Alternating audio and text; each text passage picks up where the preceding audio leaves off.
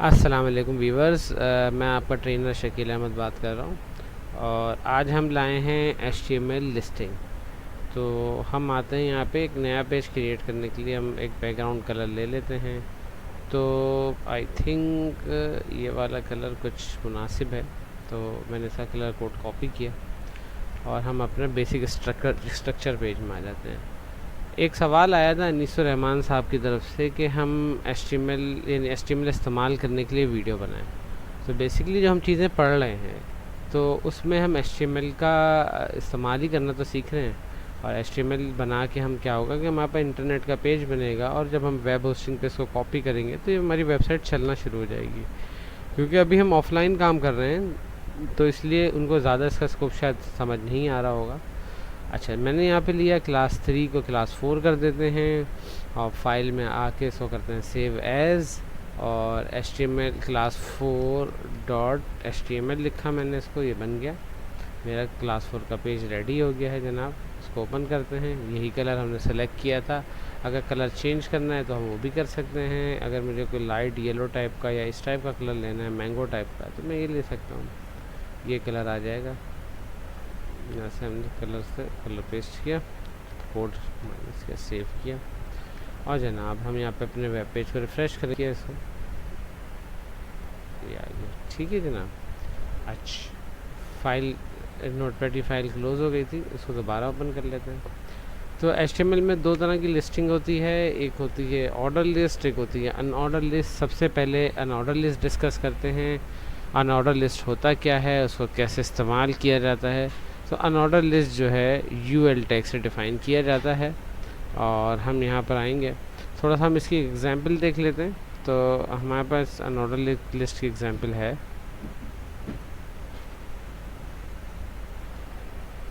कुछ इस तरह से। ये देखिए कि अनऑर्डर लिस्ट जो है UL के टैग से लिखी जाती है। लिस्ट आइटम जो है उसका जो प्रोडक्ट यानी इसका जो थिंग्स टू डू जो नंबर्स होते हैं वो हम इस लिस्ट आइटम यानी LI टैग में डिफ़ाइन करते हैं, फिर UL टैग को क्लोज़ कर देते हैं। ऑर्डर लिस्ट OL से आती है और उसमें तम लिस्ट आइटम्स जो हैं वो जिन पे नंबरिंग या बुलेट्स शो करवाने होते हैं तो हम उसको LI से शुरू करते हैं और OL से इसको क्लोज़ कर देते हैं। हमारे सामने एग्जांपल्स में एक ऑर्डर लिस्ट की एग्जांपल दी हुई है, OL से शुरू हुआ और जहाँ पे लिस्ट आइटम में वहाँ 1 2 3 जो सीरीज़ है वो उसकी हो जाती है। तो वक्त ज़ाया नहीं करते, हम यहाँ पर आते हैं। अगर इस लिस्ट को कोई हेडिंग देनी है तो आप दे सकते हैं। क्रिकेट टीम्स कह देता हूँ मैं यहाँ पे जनाब। लिस्ट आइटम मैंने लिया यहाँ पे LI और मैंने सबसे पहले पाकिस्तान, ऑब्वियसली पाकिस्तान तो हमारे लिए सबसे पहली प्रायोरिटी है। और फिर इसके बाद हमने 3 आइटम इसको कॉपी पेस्ट किए और लिस्ट आइटम को अनऑर्डर लिस्ट का क्लोज़ कर दिया, ठीक है। सेकंड नाम मैं इंडिया का ले लेता हूँ और थर्ड हम ले लेते हैं यहाँ पे इंग्लैंड कर देते हैं, ठीक है। फाइल को सेव करेंगे और अपने वेब पेज में आगे रिफ़्रेश करेंगे तो हमारे पास कुछ इस तरह से ये हेडिंग आ गई। मैंने विजिबिलिटी 150% की ताकि थोड़ा सा फ़ॉन्ट बड़ा नज़र आए। तो ये हमारे पास कुछ इस तरह से शो होता है। एट्रीब्यूट की जो हेडिंग दी है ये वाली, ये ऑप्शनल है, आपकी मर्ज़ी है, देना चाहें दें, ना देना चाहें ना दें। अच्छा, मैं इसीलिए इसको एक दफ़ा और कॉपी करता हूँ।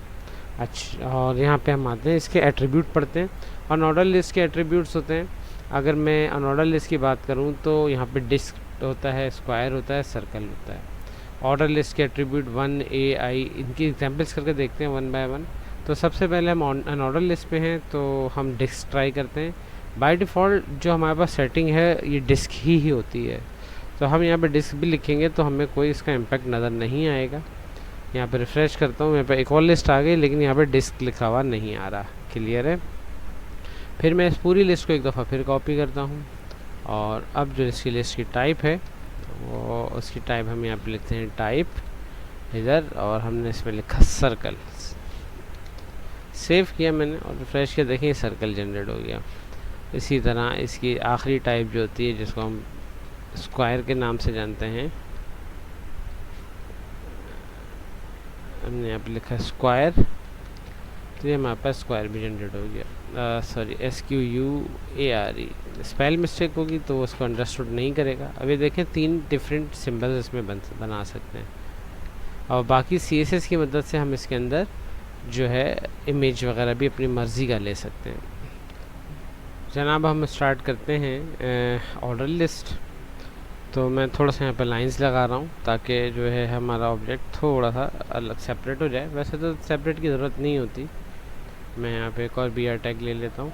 और जनाब ऑर्डर लिस्ट शुरू होती है ओ एल टैग से, और यहाँ पे लिस्ट आइटम में हम इसके वैल्यूज़ लिख सकते हैं। जैसे फर्स्ट मैं यहाँ पे लिखता हूँ डेयरी प्रोडक्ट। तो सबसे पहले मेरे पास आ गया ब्रेड, ठीक है। थिंग्स टू डू है, जैसे हम कोई लिस्ट बनाने जा रहे हैं तो वहाँ पे इसको इस्तेमाल कर सकते हैं। हमने यहाँ पे 3 आइटम लिए, 4 ले लेते हैं और इसको बंद कर दिया वेल टैग से। और ब्रेड है, बटर है, एग्स हैं, एंड लास्ट हो गया मिल्क। ठीक है जनाब, सेव हो गया। और फिर जब मैं रिफ़्रेश करूँगा, ऑर्डर लिस्ट देखा आपने नंबर से स्टार्ट होती है 1 2 3। बाय डिफ़ॉल्ट इसका जो सेटिंग है वो नंबरिंग है। अच्छा, अब मैं यहाँ पर आता हूँ। इसके भी एट्रीब्यूट्स होते हैं। तो इसके एट्रीब्यूट में पहला एट्रीब्यूट जो हम यूज़ करते हैं वो होता है अल्फ़ाबेट। कैपिटल ए लिखूँगा तो ये कैपिटल ए में वैल्यू प्रेजेंट करेगा। दूसरी चीज़, इसी को पेस्ट करते हैं सेकंड टाइम। और अब हम इसके एट्रीब्यूट में अगर स्मॉल ए लिखेंगे तो ये स्मॉल ए से प्रेजेंट करेगा। यानी कभी कभी ऐसा होता है ना कि हम एक लिस्ट के अंदर दूसरी लिस्ट डिफ़ाइन कर रहे हैं। ए है, इसका क्लॉज नंबर बी है, 2 है, 3 है, वगैरह वगैरह। तो हम इसको इस तरह से दिखा सकते हैं। फिर के बाद जो है, अब हमारे पास अगर मैं नंबर लिखना चाहूँगा, बाय डिफ़ॉल्ट नंबर तो सेट है, अगर फिर भी आप देना चाहें तो 1 लिख दें, आपके पास नंबरिंग आ जाएगी। और आखिरी जो है वो है रोमन नंबर काउंटिंग, क्योंकि हमारे पास रोमन में भी चलती है। मैं यहाँ कैपिटल में आई लिखूँगा तो 1 2 3 4 ये कैपिटल में लिखा हुआ आ जाएगा। अच्छा, रोमन कैपिटल में भी लिखी जाती है, स्मॉल में भी लिखी जाती है। तो हम यहाँ पे स्मॉल में आई लिखेंगे, तो स्मॉल में आई लिखा और हमने रिफ़्रेश किया, ये आ गया। ठीक है ना, ये सारी फाइल्स हमारे पास बन गई हैं रेडी। अच्छा, इसमें एक एट्रीब्यूट और होता है, वो होता है नंबर स्टार्ट। शुरू कहाँ से करना है, किस नंबर से करना है। अब अगर मैं बात करूँ, मेरे पास ये नंबर वाली लिस्ट है। मैं कहता हूँ ये शुरू हो 1001 से, तो मैं यहाँ पे 1001 लिखूँगा। तो जो पहला नंबर यहाँ पर आएगा वो है 1001, सॉरी 10,001 हो गया। ये 10,002 3 4 1000 करना है तो एक सिफर कम कर देंगे, तो ये वैसे ही 1001 आएगा। अच्छा, इसी तरह अल्फ़ाबेट्स में भी हम ये कर सकते हैं। अगर मैं यहाँ पर आता हूँ, मैंने लिखा है स्टार्ट, और स्टार्ट लिखने के बाद मैं यहाँ पे लिखता हूँ, इंग्लिश के टोटल अल्फ़ाबेट होते हैं 26।